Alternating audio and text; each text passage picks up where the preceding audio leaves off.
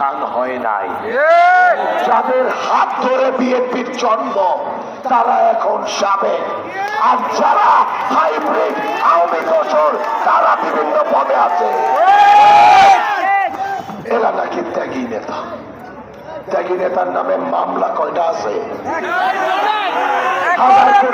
পালাইলো পত্রিকা। ওই ক্যাশিয়ারের টাকা কার কাছে আছে? ইফতার করে কার সাথে? আমি যখন ছেলে রিমান্ডে তারা তখন হারুনের সাথে আর আমিনের সাথে।